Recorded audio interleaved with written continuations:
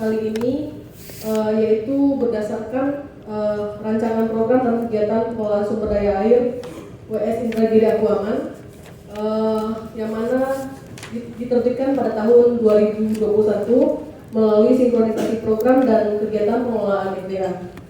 Mungkin langsung saja kami persilakan kepada Bapak narasumber yaitu Bapak Iwan Hermawan untuk menyampaikan materinya. Silakan Bapak. Terima kasih. Baik, terima kasih. Mungkin bisa sambil duduk. Terlihat ini.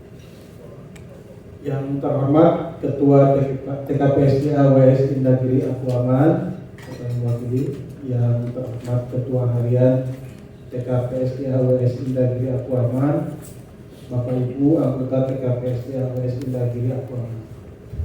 Izinkan kami menyampaikan berupa sosialisasi hasil pemantauan rencana pengelolaan sumber daya air atau RPSDA.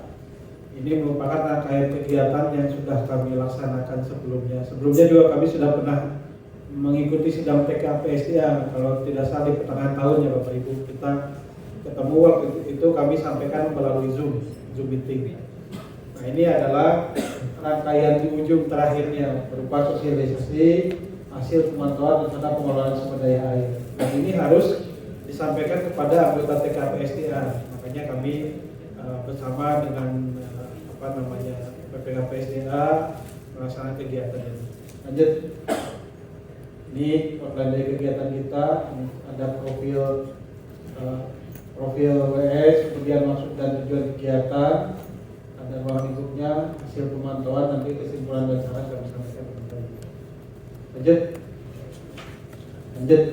Ini WS Indragiri Akuaman merupakan WS lintas provinsi, terdiri dari WS Akuaman dan WS Indragiri yang semuanya kedua WS ini tersambung melalui PLTA yang dari Singkarak.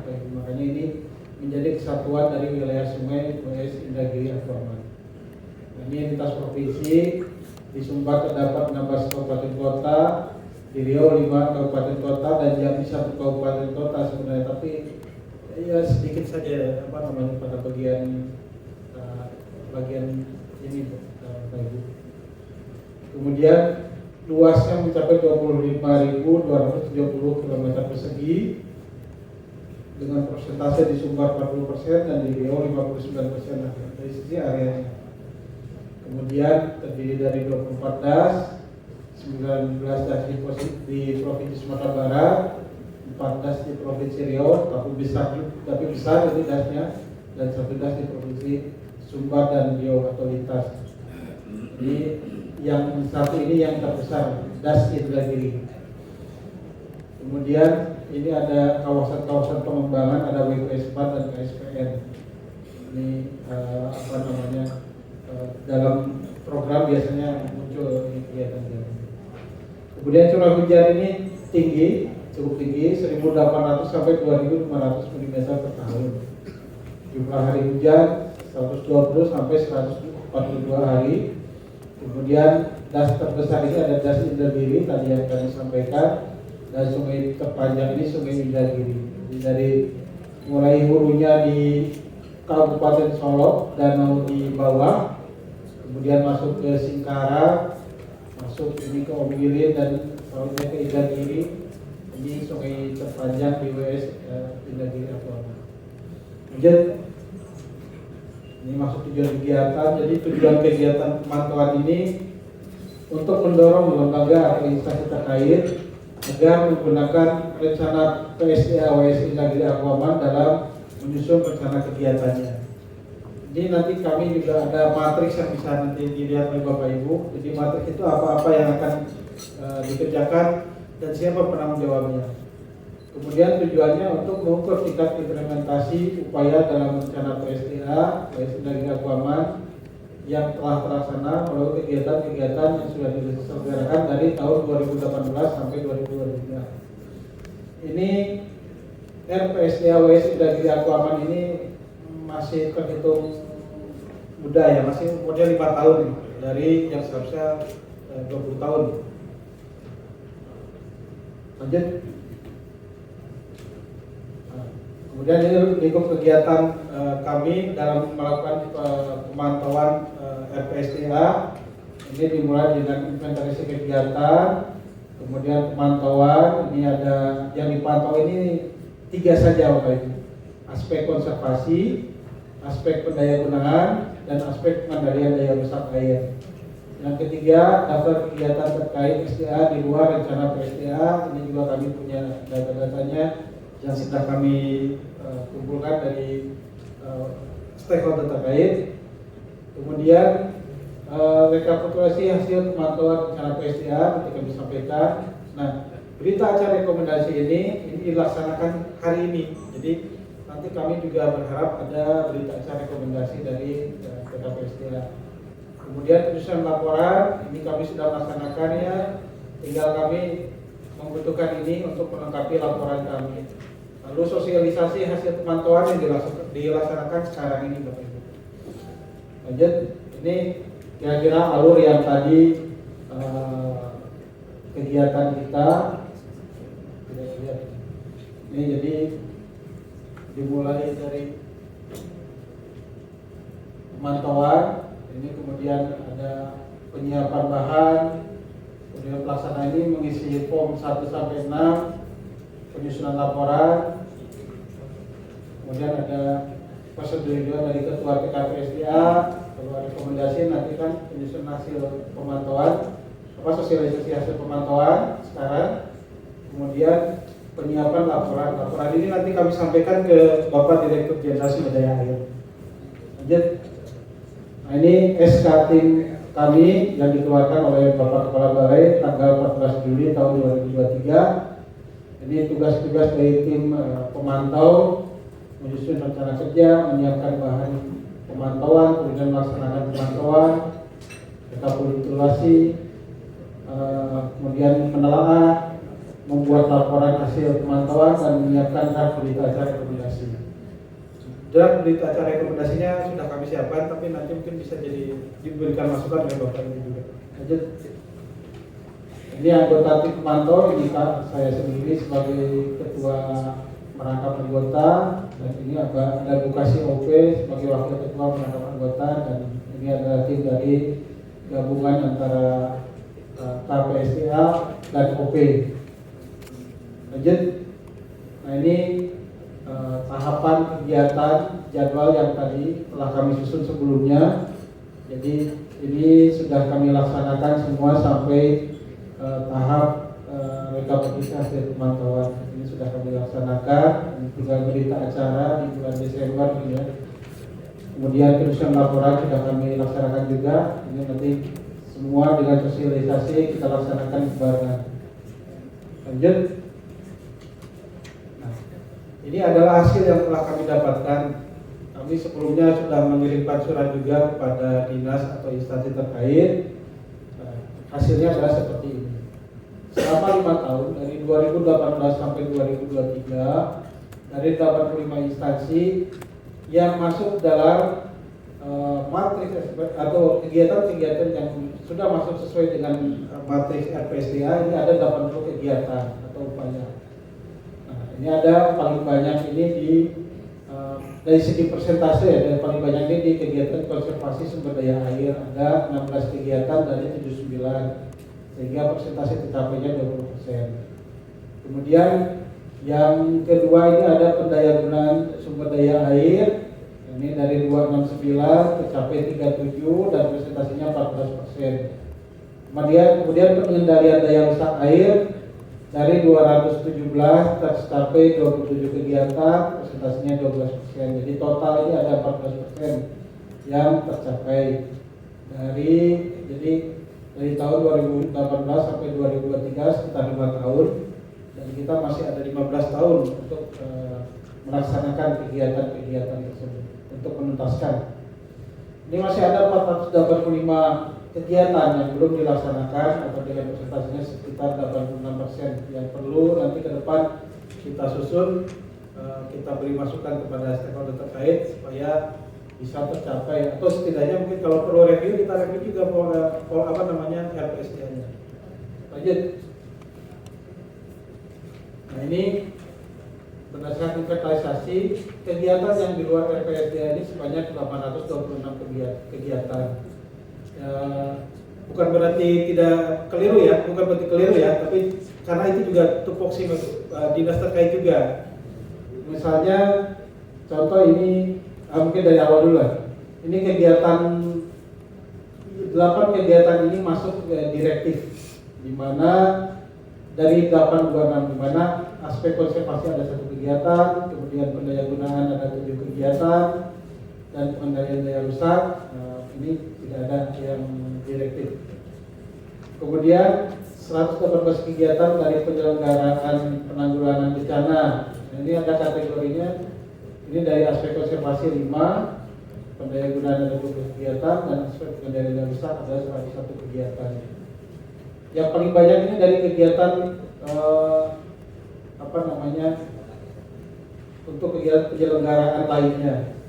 Nah, ini ada aspek konservasi 104 kegiatan, dan yang paling banyak ini aspek pendayagunaan SDA sebanyak 502 kegiatan.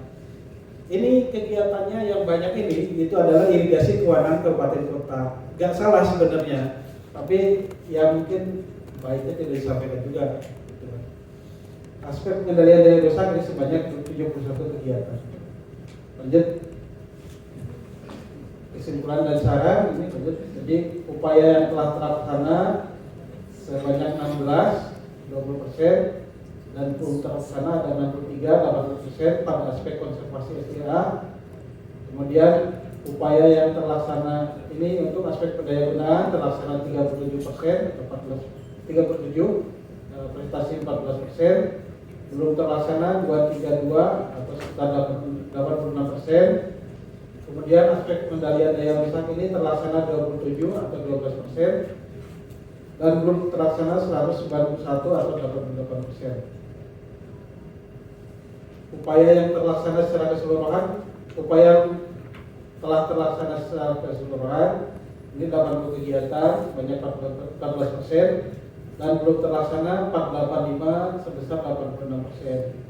Untuk upaya yang belum terlaksana agar dapat dianggarkan oleh instansi terkait pada tahun yang akan datang sesuai dengan periode perencanaan dan matriks perencanaan PSDA WS Indagri Lapor. Lanjut. Ini saran-saran mungkin dari kegiatan kami, mungkin beberapa kegiatan yang cukup penting dan merupakan isu strategis belum masuk dalam matriks RPSDA. Ini misalnya revitalisasi Danau Maninjau dan peningkatan bibit antokan. Seperti kita tahu, Danau Maninjau ini masuk dalam satu dari danau prioritas nasional, dan itu sudah sangat menjadi perhatian baik dari dari Presiden maupun stranas yang dari KPK juga. Makanya ini kalau tidak masuk sayang sekali mungkin ya, karena ini kegiatannya dijamin oleh Perpres. Kemudian antokan ini salah satu boleh dikatakan irigasi premium Bapak Ibu, karena itu disuplai dari air yang berada di Danau Maninjau, dan Danau Maninjau ini outletnya diatur oleh PLTA sehingga ketersediaan airnya bisa terjamin, setidaknya seperti itu. Kemudian dua, rendahnya capaian realisasi dipengaruhi oleh 3 hal, yaitu penyampaian data realisasi kegiatan yang dilakukan oleh instansi masih rendah. Kalau tidak salah, mungkin sekitar setengahnya yang menyampaikan yang sesuai dengan form yang kami sampaikan. Kemudian keterbatasan anggaran menyebabkan kegiatan tidak dapat terlaksana secara masif. Nah, yang ketiga, kegiatan-kegiatan penghijauan dan penghijauan pada sempadan sumber air serta pembangunan embung air baku tidak terlaksana secara signifikan. Dan yang keempat, materi RPSDA yang ditetapkan merupakan rencana dengan pertumbuhan ekonomi yang tinggi pada saat itu. Saat ini pertumbuhan ekonomi mengalami perlambatan pasca COVID-19. Jadi sedikit banyak mempengaruhi dukungan anggaran untuk kegiatan pengelolaan sumber daya air. Saya kira ini. Kemudian lanjut. Lalu kendalanya ini yang dirasakan oleh tim, kita sebagian tidak memberikan data atau tidak menyampaikan datanya. Kami sudah bersurat 2 kali dan melaksanakan SPD sebenarnya. Kemudian data yang disampaikan tidak terkait dengan kegiatan yang terlaksana dan atau tidak sesuai format. juga yang menyampaikan hanya restra saja. Nah ini kami susah untuk memasukkannya, karena restra itu kan bukan kegiatan sudah dilaksanakan tapi rencana. Kemudian beberapa kegiatan dilaksanakan juga merupakan tanggung jawab dalam matrik LPSDA, misalnya pembinaan komunitas, sosialisasi kawasan konservasi dan penghijauan. Ya mungkin ini memang ada sumbangannya yang terhadap matrik LPSDA ini, mungkin kita catat, tapi mungkin ya ada sisi positif dan negatifnya sebenarnya.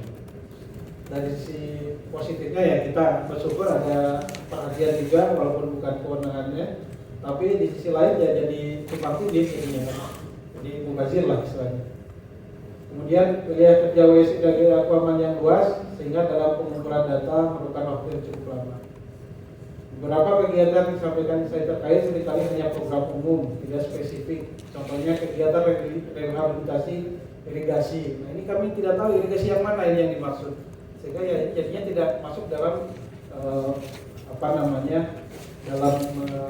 jadi tidak masuk dalam kategori upaya jadinya kan. Kemudian kegiatan-kegiatan yang masuk dalam Form 5 sulit itu dikategorikan apakah masuk direktif atau bukan. Form 5 ini adalah kegiatan di luar matriks LPSDA. Nah, kami kategorikan tadi ada yang direktif, ada yang pengendalian bencana, ada yang lain-lain. Nah, ini akhirnya ya yang ini ya susah kami identifikasi. Aja saya kira itu dari kami. Ini adalah pengantar, nanti mungkin selanjutnya ada Des ya Bu, ya ada Des. Nanti biar bisa lebih jelas dalam Desnya itu. Terima kasih. Kami kembalikan ke moderator. Wassalamualaikum warahmatullahi wabarakatuh. Baik, terima kasih kita ucapkan kepada Bapak Iwan atas paparannya.